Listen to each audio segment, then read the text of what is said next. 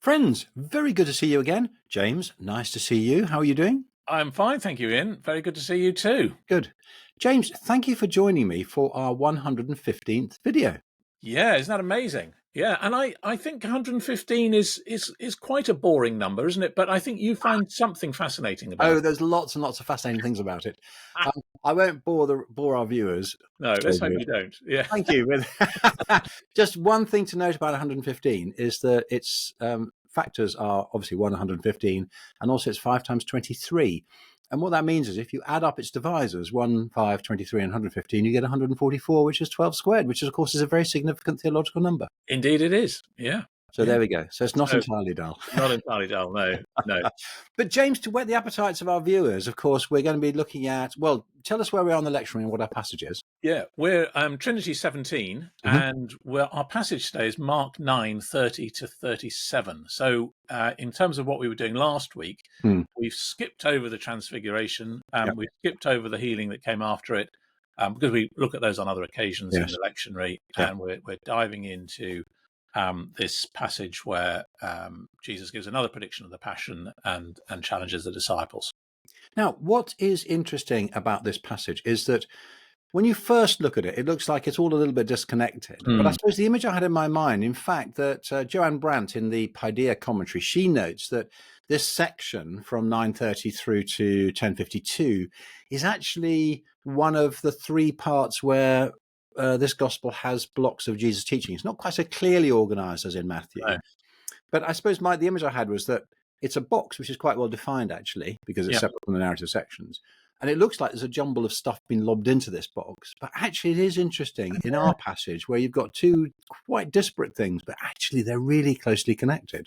Yes, they are. And I think actually there is a kind of theme through this section, which is probably around humility and suffering, those kinds of things. And actually, it's actually surprisingly coherent in the sense that surprisingly because people haven't sort of noticed that particularly. Yeah. And it's going to raise all sorts of interesting issues about power. About the nature of the Christian community. I think even about anticipation of the end of the age and how it will be in the presence of God. And possibly even some things that touch on whether church leaders should wear fancy dress. Well, indeed. Yes. I mean, knowing of your particular concerns about that, and I'm sure we'll get into that, Ian. Yeah, later. I don't want to read that into the text, James, but I think there is something that we can learn from it. Yeah, definitely. There's a lot about humility and not seeking power, and not displaying power, perhaps. Yeah. Yes, indeed. So folks, we've got a very interesting little ride for us in the next sort of half hour, 25 minutes or so. Before we go any further, James, we probably ought to remind our viewers, regular or occasional or visiting, if you're visiting, very warm welcome. Nice to see you for the first time. Great to have you. There are 4 things we love people to do, aren't there? There are. We love you to like the videos. We love you to subscribe to the channel. We love you to share the videos on your socials. On your socials, And you can it says there, when it says share, you just copy the link and then paste it wherever you like. Yeah, I actually heard the phrase "your socials" on the telly the other day, which is the first time I've actually heard it said, other than you telling me that it was the in language. So you see, if it was on TV, it must be true. It must be true. I'm now keeping up with the culture. And then the final thing is, we'd love you to comment on the videos. We had lots of comments the other week, and that would be great. Yeah, and also comment on the socials if you see it. Have a little debate. Yeah, absolutely. Wherever you find it. Yeah. Great. Well, shall we then plunge in? We've said a little bit about, you've already said in the introduction about where this passage comes. One thing that's quite interesting is that Mark is here slightly uncharacteristically imprecise, I think. So we begin in our passage, don't we, about in 9 verse 30. They went on from there and passed through Galilee, and we're not quite sure where there is, I think. No, we're not. I mean, I suppose if you look back to perhaps to Caesarea Philippi in chapter 8, where, of course, there's the great confession of Peter. And then if you suppose that the Transfiguration takes place on a mountain near there, which, of course, is Mount Hermon, then you might be, possibly... you might be coming down south, back down south from there, i.e. the north, roughly, into Galilee. But as you say, it's not clear. And but the interesting thing is, of course, he comments about Galilee, passes through Galilee. I think this is the last time Galilee is mentioned Oh, yes. Before, Cool. because Jesus is setting his face, To Jerusalem. to Jerusalem, and he's definitely on the way to Jerusalem, which we observed a couple of weeks ago. So Galilee Yes, now you do. passes from view. Yeah. It ceases to be the main orbit of his ministry, Yeah. and it's all about being on the road to Jerusalem and Jerusalem itself. But of course, in saying he set his face to Jerusalem, you are borrowing the words of Luke 9:58. I am borrowing Luke. I'm being very naughty, yeah. Because Luke makes that explicit, whereas with Mark, you have to actually observe the narrative shape to see that it's a gospel in two halves. Yes, yeah, absolutely. Of course, I mean, you mentioned Mount Hermon, but I've always been a bit skeptical about that. I think the popular site is Mount Tabor, which is further south, more central. Yeah. And the language of passing through then makes a little bit more sense. I think it does make more. You're right, actually, it does. Yeah. But one thing I'd like to challenge you on those, you talked about going up and going down, and because we got this prejudice towards the north, haven't we? In that we think we always have our maps up and down, whereas of course in the ancient world they didn't. So if you look at Roman maps, for instance, they just lay everything out horizontally along a main route, and everything looks kind of like in a line. And just worth noting that when Mark talks about going up and going down, he's not thinking of a map with up as north. He's actually looking at eye level, and you go up hills and you go elevation, down to valleys. So that everyone always goes up to Jerusalem. Yes. And actually, to be fair, in English, people who live, for instance, in North London, some of them will say, "I'm going up to town." So they're going into the centre of London. Although ironically, they're going down to the river at Thames. Although they're actually going down, exactly. So that language is still around, but it does confuse us a bit. Yeah. And he whispers, people go up to Oxford and Cambridge. Yeah. That sort of old sort of posh stuff. Yes, exactly. Clever. No, that's it. How do we manage to get Oxford and Cambridge into a discussion about? I don't know. I think we should move on. Maybe it will come back to bite us when we look at power and. Yeah, but I think it might well do actually. Yeah. Now, and he didn't want anyone to know it, isn't it? That's what you took the words out of my mouth there. Now, it's really interesting that I noticed that in the TNIV, it kind of expands it to explain it. And it says Jesus did not want anyone to know where they were because he was teaching his disciples. But in fact, the Greek simply says that he did not want anyone to know. And the ESV, because it's a more word-for-word translation, follows that. So yes. So I think, didn't want them to know. I mean, on the one hand, yes, there is the dynamic that he wants this space privately with the disciples, with the 12, and teach them. We saw that dynamic earlier on, right from, back in chapter 4, for example. Yeah. But there's something else as well. It seems to me there's another implication, which is that it's not just about, hey, I want some space here and I don't want to be interrupted. No. It's that actually, well, the language he uses earlier is, to you the secret is given of the kingdom of God. So there is this really, it's the last vestiges, I think, of this insider-outsider dynamic, which has marked the Galilean ministry, and that there is a mystery to the kingdom, and it's only those who are drawn into the inner circle who are inducted into this mystery, which is kind of curious, isn't it? It is, and of course, this inside-outside thing becomes more marked from this point on, doesn't it? Because the community around Jesus narrows, doesn't it? Essentially to the cross, and then of course they flee at that point. Of course, are also political reasons why he might want to be incognito. I mean, Herod Antipas didn't like him very much. The Jewish leaders in Galilee didn't like him very much. So there are, but I think the inside-outside is very much in view here. Just on that comment, actually, I think it's really interesting you've put it like that, because it does touch on the question of power dynamics, doesn't it? Because those people disliked him because he was a threat to their power because of his popularity. Yeah. Isn't that interesting? Yeah. For he was teaching, again, one of them, just worth remembering that the major characterization of who Jesus is, that he's a teacher. Yeah.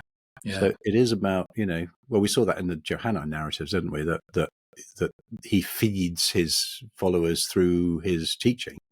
Yes, and it's a particular theme of Mark to call Jesus a teacher, isn't it? Even though he doesn't actually include as much of Jesus' teaching as some of the other Gospels. But it's a title that Mark is very fond of, so he's very clearly wanting to give that message.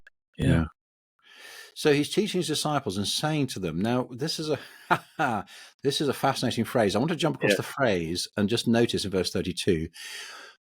But they did not understand this saying and were afraid to ask him. Interesting that it's characterized as a saying, a rhema of Jesus. Yes. So he's treating it as this little thing. But we need to just explore it carefully, because there's a danger for us, I think, in reading and saying, oh, stupid disciples, who are a bit slow, a bit thick. Of course, we know the answer. Why do they find it so difficult? And I think we need to just pause here and look at the saying itself and understand why, in the context of Jewish eschatological hope for a Messiah, John the Baptist's disciples say, are you the one who was to come? Yeah. There's a great sense of expectation. And why this phrase just completely throws them off, because it kind of dangles before them the hope of fulfillment of this expectation, but not in the way they expect. It's a Messiah, Jim, but not as you...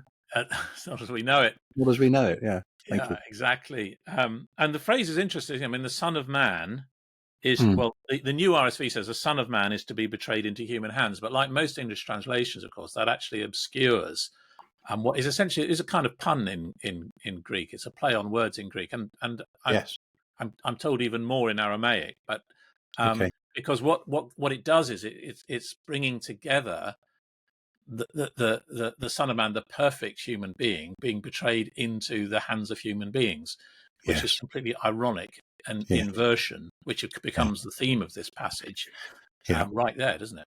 Yeah. The reason why it's tricky, isn't it, is because the Son of Man is the huios to anthropou, and it's worth knowing that anthropos, like we get our word anthropology from it, it doesn't mean a male human being. It means a human being. But the phrase "son of a human" doesn't really make sense. Resonate, and we've got history of the translation, haven't we, in here? So we have, yeah. So the ESV goes, the Son of Man is going to be delivered into the hands of men, but that suggests that an anthropos is a male person, because men does mean a male human being. It doesn't mean it's not generic. I know people say what used to be generic. I'm not sure it ever really was. And so again, you get the TNIV. He's going to be delivered over to human hands, but as you say, there's a little pun there that we missed. So yeah. And the betrayal is interesting. That word "betrayed" is interesting, because this is the second prediction of Jesus' passion, isn't it? It is. Yeah. And we had the first one just after the confession of Peter in chapter 8. That's right. This word "betrayal" is not used in that one. So this is the first handing over, this paradidomai, which is... It is, yeah. Again, it's English translations are varied, don't they? Delivered, betrayed, delivered. Yeah. It looks really handed over. It is interesting that this handing on of things can be very neutral. I mean, Paul in 1 Corinthians 15 talks about the paradidomy, the paradosis, the tradition that he's been handed. So it is like just neutrally handing over. But here it has a much more sinister sense, doesn't it?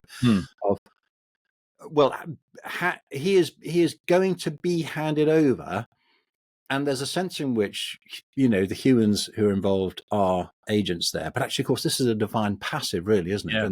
And Jesus is saying this is the plan of God, that the Son of Man should be handed over, which is even more disturbing and incomprehensible. Yes, and it's quite subtle here, isn't it? Because it is a divine passive, but God is not explicitly mentioned. But no, the question of who is handing over is yeah. But once again, it's also about power, isn't it? So Jesus is allowing himself to be handed over. So there's a whole question of power there as well. Yeah. Now, also, we need to revisit the fact, I think we talked about it last week, this sort of threefold sense of the Son of Man. So Son of Man just means a human being whom God cares for. Yeah. That's in Psalm 9. Secondly, it's a fragile human in contrast to the power of God, which is in Ezekiel, mere mortal. But then you've got this dynamic where vulnerable Israel, as a human figure in Daniel 7, is then exalted to the throne and given an everlasting kingdom. Yeah. And this idea that the Son of Man is going to be handed over and killed doesn't really fit with any of those three understandings. This is a fresh way of interpreting it, isn't it? Yeah, and as classic Jesus is reinterpreting the expectations of Judaism, not departing from them, but filling them out, as it were, in terms of the good purposes and plan of God. Yeah. So you have that he will kill him, and then 3 days after being killed, he will rise again. So we have this figure, as you say, from Daniel, who's suffering, but then is vindicated through the suffering. Yeah. Yeah. And this is Well, it's where, sort of lobbing in a bit of Isaiah 53 into that mix of isn't it? The suffering exactly, servant, but not explicitly so here. But yeah, yeah, I think it's also worth noting again in sense of Jewish expectation, which is that, and we've mentioned before, Tom Wright explores this really well in chapter 10 of the New Testament and the People of God, yeah, where he does an assessment of first century Jewish expectations. And this cluster of ideas around the anointed one who's going to come and going to purify Israel on the one hand, but also liberate Israel on the other from his oppressors, and hence temple cleansing and all that kind of stuff. And that if this brings in the end of the age, the dead will be raised and the righteous and the unrighteous will be judged and separated. yeah, Now, he's the saying here says after 3 days he will rise. Now we have a kind of technical term for Jesus rising from the dead, which is the word resurrection, and it only ever means that. It's worth remembering that here is just the usual word for getting up. So you get up out of bed in the morning and you get up out of the grave at the end of the age and the beginning of the new age. But the one thing that no Jew expected was that an individual would be raised from the dead. yes, The resurrection from the dead was a corporate thing for all of humanity. Look at Daniel chapter 12, for example. So again, the idea, we say, oh, stupid disciples, but actually this also, the idea of one man being raised just completely busts open their expectations. So the raising of the dead is the end of the world. So when Jesus is raised, is that the end of the world? yeah, exactly, yeah. And of course, this becomes a fundamental part of Christian theology, that Jesus has been raised, and we will be raised with with him and through him and in him at the end of the age. But he is the forerunner, the pioneer and perfecter of faith. So From Hebrews. Or yeah, Revelation 1 verse 5, he is the firstborn of the dead. firstborn of the dead. Yeah, Paul uses that language as well. First fruits. Yeah. First fruits, In firstborn of all creation, all of those things. Yeah. Yeah. So it's very significant, really, isn't it? Yeah. And we don't want to dive into it here. I've written a great growth booklet on it about the kingdom and the end of the world. Yeah. But it also it does touch on all these things about end times expectation and so on in the New Testament. As far as the New Testament writers were concerned, the end of the world has already happened in the sense that the end has been brought from the future into the present by the resurrection of Jesus. 2 Corinthians 5:17, when anyone is in Christ, there is New creation. Romans 6, when we're baptized into that new resurrection life. We go into the water, our old selves die, we come out of the water, we are raised with him. Yeah. So the Christian life is an experiment in eschatological living. Yes. Very good. Yeah. I'd lob that in there. Yeah, thank you very much. It is. And we need to keep that, and we need to keep our eyes on it, don't we? We do. We really do, because actually living in the hope of the eschatological life, if you like, and the life of the world to come, we might say in simpler language, is actually really important. Yeah, it is. And we're going to revisit that in the second half. Well, we're more than halfway through. Yeah, wow. And that's fitting, because this is kind of it's a game in two halves. It is a passage in two halves, and at first the two halves don't look connected, and then suddenly we realize when we get to the end they are connected, actually. Yeah. So now they've been going through Galilee and they come to Capernaum, and really interestingly yet again, and when he was in the house. And we had that expression before in chapter 4, didn't we? When they were in the house away from the crowd, then he explains the parables of the kingdom. Yes, and being in the house is a picture of Jesus sitting there with his disciples, teaching them on the inside. Yes. So it is an intimate space of discipling the 12, isn't it? And of course, there is speculation about whose house it was, but I'm not sure we get anywhere with that. No, we don't. Just a thought occurs to me as you're speaking, James, which is that this kind of anticipates what's going to happen in the early church, in that people met in houses. In their homes, yes. In the homes. Yes. So, fascinating Peter Oakes' book, Reading Romans in Pompeii, where very good. He goes to a particular house in Pompeii which you can visit, and he imagines who might be there, how they'd be gathered, and so on, which is really good. And we went to Pompeii last year, and it's great to look around and look at these houses and say, yes, you can see a house with an atrium would be a good meeting place for a group of 30, 40, 50 people. Yes, and if you want something on a more popular level, from years ago, The Church in the Home, David Pryor, very good book, wasn't it?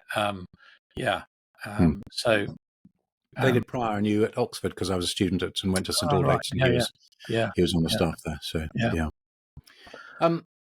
I love the fact that he appears not to know what they were talking about on the way. Yes. Now, there's a little glimpse for me into a Johannine Jesus there, because in the fourth gospel, Jesus is depicted as being on his own, apart from the disciples. And here we go, that he's obviously walking ahead, and they're sort of like talking amongst themselves. So and you can't help but think he knew exactly what they were talking about, or the gist of the general tenor of their conversation. And is therefore challenging them. Got a really nice quotation from Dick France's commentary, which I'll just screen share here, where he says this: while Jesus is talking of rejection and death, they are apparently thinking of continuing movement in which leadership will be an issue. But God's kingship will come about through defeat, not victory, and within it, the world's values are turned upside down. Yeah, that's really helpful. James Edwards has a similar kind of statement in his pillar commentary. His pillar commentary. He says Jesus speaks of surrendering his life. The disciples speak of fulfilling theirs. And then it goes on. He counts the cost of discipleship. They count its assets, which I think is really, on the money, isn't it? Yeah. It is. So where have we got to? Well, we then get to this little mark and aside, don't we? 34, a little explanation from the narrator. But they were silent, for on the way they'd argued with one another about who was the greatest. So you can absolutely feel the shame and guilt and shame that they're feeling, and they've got nothing to say because they've been found out. It's a bit like a naughty child who's suddenly been, you've walked in and they're doing something they shouldn't be, and they sort of just look guilty. Yeah. And then verse 35, this is again very, very specific. We might miss this again in our culture. But, and he sat down and called the 12. Now, he doesn't need to call them, they're right there. But, and he sat down, of course, in the ancient world, you sit to teach. This is the posture of a teacher. Hence, now here's an interesting thing. I've only just spotted this, actually. We know that cathedrals have cathedra, which is the chair the bishop sits in to teach. But why do universities have chairs? Yeah, that's where they teach from. The professor teaches. Yeah, so when you say a chair in theology or whatever, that's exactly the same thing, because you sit down to teach. Although I've struggled with this because I prefer to stand up to teach. But well, Augustine used to sit down to teach, didn't he? Apparently. Is that a rebuke to me? No. I'm just saying that Augustine sat down because he was at the same. He wanted to be at the same level as his. Okay. Yeah. That's interesting, isn't it? Here, I think the pictures probably have. Well, they probably are all at the same level because they'd have been sitting on. Ground or whatever. Yeah. Well, that's another thing, isn't it? Being at the same level. The teacher is at the same level as those who are learning. That's fascinating. David Watson, I've mentioned this before, who was my great hero. He always said, nobody ever sits at my feet because we together sit at the feet of Jesus. Yeah. As a sign. Yeah. And then his saying, if anyone would be first, he must be last of all and servant of all. And he takes a child and puts it in the midst of them, and taking him in his arms, he said to them, whoever receives one such child in my name receives me, and whoever receives me receives not me, but him who sent me. Now, that second saying is sliding into a whole other set of theological issues. So let's just hold back from that for a second. Yes, yeah. One thing I love is that he takes the child into his arms, and the verb there is enankalidzomai. Yeah. Which is the only place that this it's unique here. Occurs here and in the and also in the parallel action in Mark 10 as well. Yeah. But the ankale is the crook of your arm. It's this because it means it bends. And in fact, that comes into English as well. The medical condition ankylosing spondylosis is ankylosing. It's the bending of the back over. Yeah. So he takes the child into the crook of his arms. That's what the verse means. It's like giving them graphical, isn't it? It is, isn't it? Yeah, I really like that. That's where you hold a baby. Yes. Yes, indeed. Nursing posture. Yeah. And again, this child has both a kind of social, legal, and a theological significance, doesn't it? Yeah, absolutely. Because the child is of no. It's not like children in our culture who are kind of elevated. They were of no. They didn't have any economic value, and therefore their social status was basically non-existent, really, wasn't it? Yeah. And high child mortality rates meant that that was carried through, They were vulnerable. Yeah. and they were Yeah. vulnerable. So, Well, I think in Greek and Roman oh yeah, culture, they're all even worse. Yeah, expendable. yeah, Yeah. yeah, yeah. Yeah. But it's interesting, isn't it, that this the status thing is right to the fore here, because and the disciples have been arguing about it, because of course in Jewish discourse, Yeah. talking about your relative's social status was a common theme, wasn't it? Yeah. And people saw that, and of course we hear that, don't we, in the parable in Luke 14 of the people at the wedding banquet and being called up higher, and being very conscious of their status. Yes. Yes, Um, indeed. so yeah. And I came across a really fascinating example from that, from Qumran. So in the Oh, community right. rule, the community scroll, 1QS, and it says that this is about the ideal of the community. The priests will sit in the first seats, the elders in the second, Right. and the rest of the people will see it according to that position. In this order, they will be asked for any judgment, deliberation, or matter that has to do with money, each offering his knowledge to the council of the community. Now, I think there's two things that are interesting about this. One is that this is about defining the community as it is and having a sort of social hierarchy to the community. But also, this is the community modeled on the anticipation of the eschaton, how the people will be, Yep. in the new age. Yes. And I think it's fascinating that here you have teaching of Jesus, which says that our communities now should be sort of not have this hierarchy, that if you want to be greatest, you must be the least, you must be like a child, you must be the one who has no status. But also in the book of Revelation, chapter 21, you find exactly the same thing. It's really fascinating that gathered around the throne in worship in chapter 4 are not priests. They are No. elders who represent the whole people of God. Yeah. And you Yeah. have this radical egalitarian vision, and it actually springs from the idea that the whole people of God will be a kingdom of priests.